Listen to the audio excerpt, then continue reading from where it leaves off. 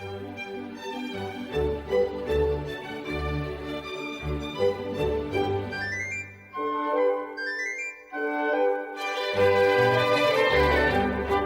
guys, welcome to A Tea Party, a podcast where two Asian American high school students give you the latest tea on down-the-middle politics and what it's like to be a student from our generation all while drinking tea. How are you, Sean? I'm doing better than usual. And by usual, I mean doing schoolwork at home in front of my computer all day.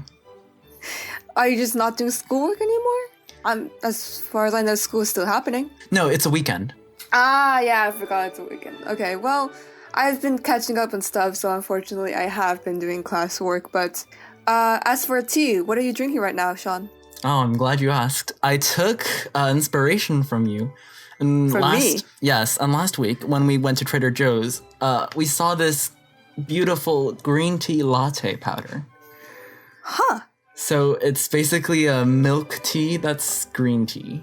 That's too much for my brain to handle. I am currently drinking, in Korean, it is 달기 맛 우유. In English, it is strawberry milk. Strawberry milk.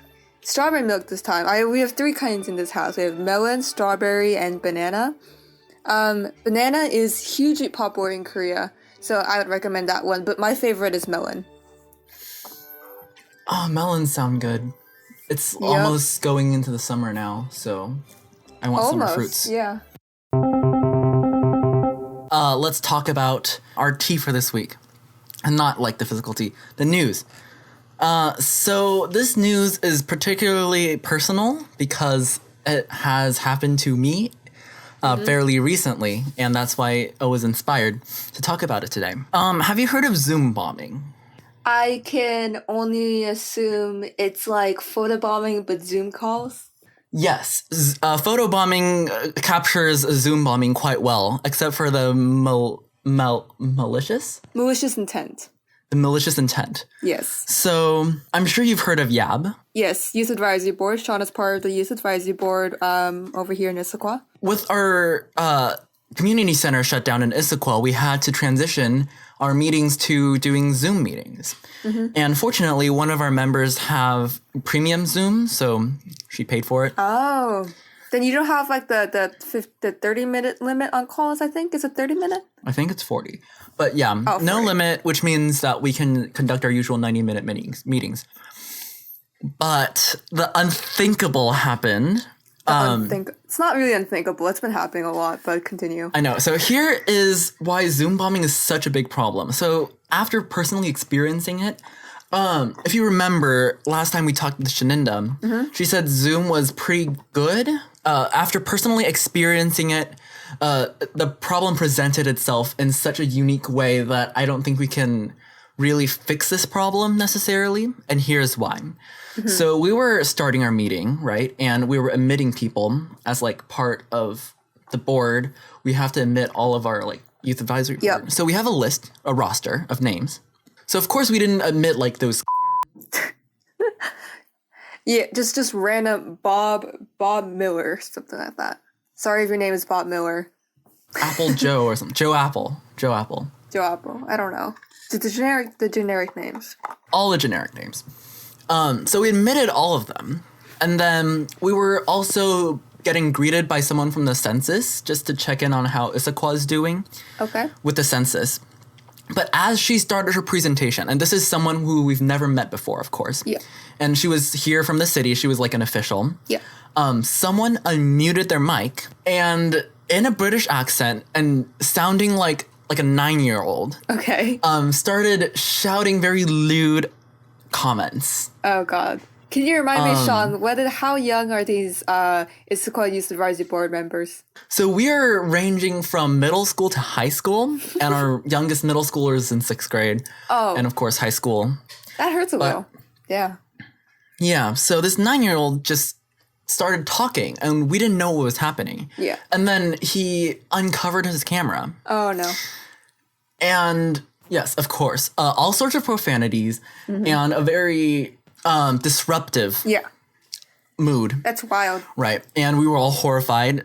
It's wild. And thank goodness, one of our moderators, one of the adults that's working with our youth board, quickly shut it down. So she identified like which name it was coming from, and she like kicked him out. Nice. But the damage was done. The damage was done, and the most important thing, I think the most important takeaway from this, the name was one of our board members. So he had clearly used his time Wait. So that one person who he was impersonating wasn't in the call? Yes. Okay. So that was the only person that we see. But this week, this particular board member was being impersonated. Mm-hmm. So we had no way of telling if the impersonators. I must say that kid put in a lot of effort in order to find out who was on the board, and how did he get the link to the Zoom call? We don't know. We do know that all of our names are public information on the city's website. Yeah. And like there are so many Zoom meetings anyway that if you just type in a random link, there's a good chance that you get into one. Okay. Well, it's interesting. That means he must have typed in a random link and then found out it was called his advisory board. He must have found out where Issaquah was. I don't know if there's multiple Issaquahs around the country. So he must have found this Issaquah and then went like, all right, so who's probably in this call? And I mean, that kid probably put in a lot of effort. I know it's not a good thing that what the thing that he did, but yeah. This quarantine has given a lot of people just more time on their hands. Mm-hmm. And here's my theory, my personal theory. Yeah. Okay. There's like more to this story. It sounded like a British accent, but at the time, the UK's time zone was like in the dead of night. This kid got up at this 9-year-old kid got up at midnight, went to the toilet, got his computer, went like, all right, we're gonna Zoom bomb a meeting. And Zoom bombed a random youth advisory board meeting in some city in the United States. See, now it's starting to sound less and less likely, right? Yeah, but it happened. I'm trusting that if you say it happened, then it happened. Of course it happened. Yeah. But my theory is that an adult used like a voice altering app, and this is, publicly available, and maybe like pre-recorded videos and just linked them together to bomb because it's so unlikely that was actually what's happening. Oh, that's interesting. But in Zoom, you don't have the option to show videos. You can only show your camera, right? You can share screens. And I believe that we have not turned screen sharing off.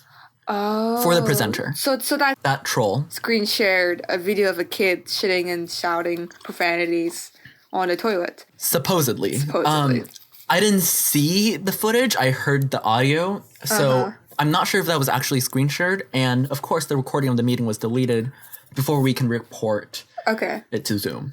Well, what's the big picture here in terms of, besides this one story? Yep. So this is not an isolated event.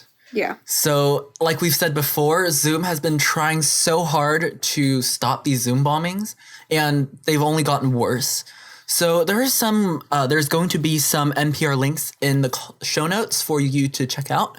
And they're all independent events of Zoom bombings, as well as a podcast, well, not a podcast, a NPR segment, about 8 minutes, that sort of compiles all this into one place.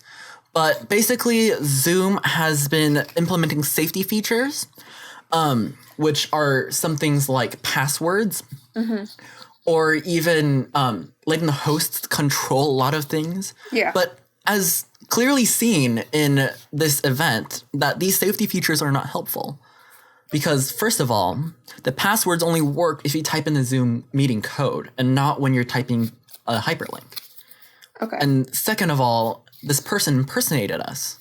So we don't actually know that they're there. Very interesting problem. Yeah, socially, we need to find a way to discourage these, perhaps in a way that, we've been able to succeed with eliminating like racial slurs from just normal everyday speech. We need to take action beyond just Zoom making all these security features that don't work. That's my opinion. Yeah, I admire your optimism, but honestly, As far as the racial slurs, as far as the racial slurs go, there's always going to be people out there who use racial slurs, and there's always going to be people with time on their hands. That's an optimistic way of thinking about it, I think. Trying to change society in a way that makes it so people are discouraged to do things like this. For me, I'm more relying on Zoom, the company, to figure out some better security measures, but both go hand in hand, I believe. And especially how Zoom is designed, it sort of takes responsibility off of all the participants due to their anonymity. So that's going to be something we all have to. So that's a problem in our society, and that's the news for this week. PSA, Eunice, don't Zoom bomb people. Do not. If you're one of those people, we do not support you with our podcast. We do not support you. All right. Moving on to the politics segment, which is my forte and also my segment. Like every week for the past few weeks, today's politics is focused around coronavirus because that's all there is on the news nowadays. Let's be real. As far as live numbers go, the total number of confirmed cases worldwide is at 3,400,000. The number of cases in the United States is 1,100,000. But interestingly, on this coronavirus numbers tracking website that I'm using for these episodes, they have added a new feature, which is the amount of testing that's being done. And according to this website, about 7 million people in the United States have been tested so far, which is pretty good. That's great. I might say. Yeah. That's 7 times the case number. Also on the topic of coronavirus, recently there have been states that are beginning to reopen, as far as reopen their economy, beyond just essential businesses. And this is due to a lot of protests that have been flaring up, particularly in Illinois, Michigan, California, and Louisiana. As you would probably know if you've been watching the news, the main reason why these protests have been happening is because people are frustrated. The unemployment rate over the past 6 weeks, the number of unemployment filings has totaled 30 million people. Wow. So in order to put that into context, we have approximately 300 million people in the United States, and 30 million people is 18% of our workforce. So. Oh my goodness. You know, people. How does the number compare to the Great Depression? Yeah, people have been, all these articles I've been reading are talking about, what's it going to look like in the next Great Depression? Because this is obviously going way beyond a recession, way beyond what happened in 2008, way beyond the previous recessions, and it's going to become something that's going to rival the 1930s, which we do not want to go back to, do we, Sean? We do not. But then the quality of our reality is just so low that I don't really know what to expect anymore. It's kind of surreal, not going to lie. It's the most surreal experience I've ever had in my lifetime, I think. Okay. So we've already established that being a student during this time is a terrible profession. Eunice, can you spill some of the tea on being a student? Yeah, we don't know when school's gonna open. Not just our school, but students all around the nation, college students, high school students, any students. When will it be safe enough for school to open? Just for context, our school is 2,200 students, Sean. Mm-hmm. Can you imagine social distancing 2,000 kids? Oh my goodness. No, I cannot. Yeah, that's one of the struggles of being a student right now. Not a lot of people like online school from what I've heard. I mean, it's definitely not as engaging as in-person teaching, but it doesn't look like it's going to end anytime soon. Have you heard that Gavin Newsom is going to open California schools in July? Really? Yeah, he's planning to open the California schools around July, which would start the school year 2 months early. Oh, so. I see what's happening. Okay. I was like, yeah. wait, hold on. I thought we're done in June. Well, yeah, I don't know that he's extending it. That would be bad. Yeah, so that's one of the struggles. One of the other struggles is thinking about how school will be changed once we do have school. Besides the social distancing thing, how will classes be conducted?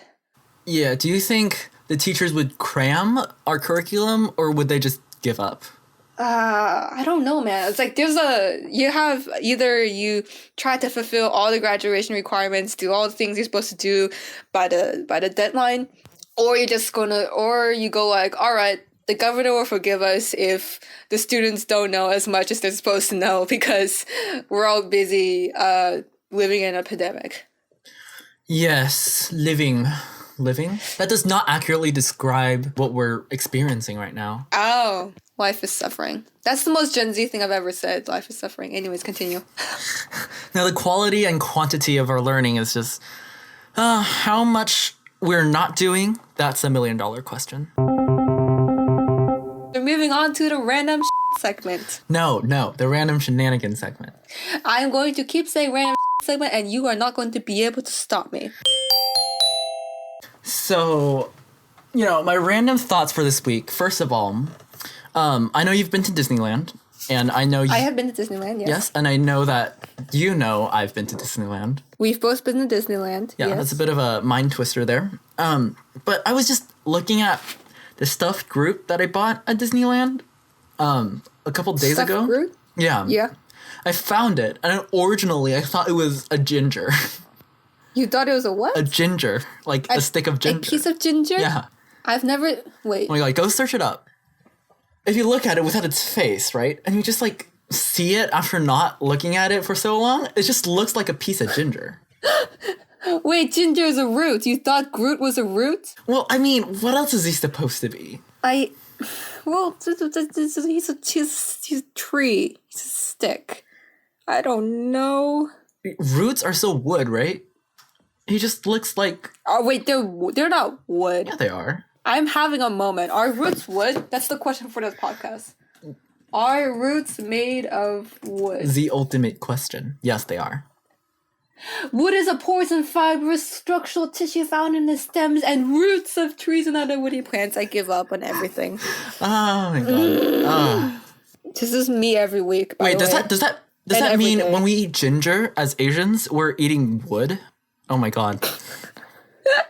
We eat enough we eat so much vegetables and we end up eating wood. That's how it's going. Oh my god. That's a new realization. That's how it's going. I just found a tweet of the week if I can share it now. Yes, go for it. Okay. God, I wish I could. It's something I could read aloud, but I can't read it aloud. It's from a user on Twitter called Planet Pokemon at planet_PKMN. And I'm going to let down the entire Pokemon community by not knowing which Pokemon this is. Give me a sec. Oh, wow. Give me a sec. You literally had a rant about how good Pokemon was. I love Pokemon. I just never seen this Pokemon before. Okay, that's I don't think that's that surprising. There are so many. Oh. All right, I got it. You got it? I know what I'm doing. Okay, so it's a meme. The meme, it has on the left side it says me peeling potatoes, and then it has a picture of Porygon. On the right, it says my mom peeling potatoes, and it has a picture of Porygon too. We're gonna put this image in the show notes so y'all can get it. Basically, what the joke is that Porygon, which is you peeling potatoes, is very blocky. And Porygon 2 is basically the rounded version of Porygon. So. Like a refined version? It's like all of the edges are curved. So like how you actually supposed to peel a potato is supposed to end up looking really round and smooth. But for an inexperienced chef, it's just blocky, you know? That's what it means. That's such a mood. I'm going to send the meme to you right now, Sean, so you can get it. We're not going to move on until you've seen it. Oh, I get it. I see it. It has 306,000 likes. That is our tweet of the week. I'm going to retweet that. Realize that I've been taking AP home AP. I feel like I said AP before. AP home economics, and I've been trying to make mashed potatoes to go with my steaks, and I can only verify how true this meme is. But it can't be that hard to make mashed potatoes. You just take a potato, no matter how rounded or not it is, and you just smush it, right? Yeah, but I have the habit of peeling the skin before I boil the potato, and the potato literally looks like... You're talking to someone who has never made mashed potatoes in their life. I don't know what the steps of making it. Oh. Anyone who's a competent chef will be able to get whatever Sean is saying right now. The potatoes that I make usually has like half of it in the kitchen in like disposal unit. Only because Half of I it? don't peel potatoes after I boil them. Which I don't know why I'm doing. Is that a bad thing? Yeah, I'm wasting food. I mean, I don't get... Does boiling the potato make it so you waste more potato? Hold on. Let's do this. Okay. So, Yeah. basically, Yeah. what you're supposed to do is Yeah. you're supposed to boil the potato and then peel it off because the skin comes off easily. Oh. But what I did was I peeled the potato before because I didn't realize that. So basically, like half the potato, including the skin, went down in the instinct. So disposal. your potatoes look like Porygon. Yes, Porygon 1. precisely. Okay. All right. This photo is amazing, and I will forever be a joke. One more thing. Last episode, we got cut short because of my stupid computer about some TikTok things. So I want to bring that back. Okay. You're interested in TikTok. I have TikTok. Yes. It is on my phone. Correct me if I'm wrong, but TikTok is good. I mean, it's a decent app. I'm going to use the word decent and not good. Okay. And do you spend a lot of your time on it? Not as much as other people. I have a friend who alleges that who says that she spends like a few hours every day just scrolling to TikTok. But I only spend like max 1 hour scrolling to TikTok a day. That's good to know because it's not that much. So far, I have resisted the urge to get TikToks. Unfortunately. Mostly because my face is just so unaesthetic. If you know me in real life, you would know what I'm talking about. Sean, your face is not unaesthetic. And by the way, I don't make any TikToks. I don't film any. I just scroll through them. So you're not like obliged to film any, just so you know. Fair enough. Okay, but the fun thing is I've recently discovered that some grandparents are starting to use TikTok to communicate with their grandkids. Aww. And the grandparents Wait. Communicate as in like... Dancing. Dancing? Oh, like, duets? No, they're just like making TikTok dances in quarantine and sending them to their kids. But, oh, that's cute. Wait, do you have any videos of those? You think that's cute? No, I saw it on a news article. I mean, it's... I find it horrifying. How's that horrifying? Grandparents doing TikTok dances? Yes! Are you hating on grandparents doing they're just vibing, Sean. No. Those grandparents are just vibing. No, but the grandparents are supposed to be wiser and older and not... Just because you're wiser and older doesn't mean you can't have fun and do TikTok dances, Sean. It's like, are you automatically of a lower intellectual standard than others if you do TikTok dances? Are you discriminating against TikTokers as we speak on this podcast, this esteemed podcast, Sean? I admit nothing. Okay, I'm accusing you of doing that anyways. I admit nothing. That is not horrifying. That is not horrifying. I support them wholly. Uh-huh. Right. And as a representative of this podcast, I'm going to say that we support them. Because I'm not going to tolerate your hate. I'm not hating. I'm just... You're hating. You're a hater, Sean. That's what you are. No, it's just TikTok grandparents does not roll off the tongue. They're just vibing, Sean. Just let them vibe. Let's just let them vibe. This is such a Gen Z thing. Let them vibe. Yeah. I want to find some videos and we're going to enjoy how wholesome they are next episode. And you mark my words. Oh, no. Ouch. Okay. And that concludes our random shenanigans segment. That concludes our podcast for this week. Would you like to do our outro, Sean? I would love to. Okay, Eunice, thank you so much for potting with me. Thank you. I'm going to try to do this in one breath again, and hopefully I'm going to get through it successfully. And here I go.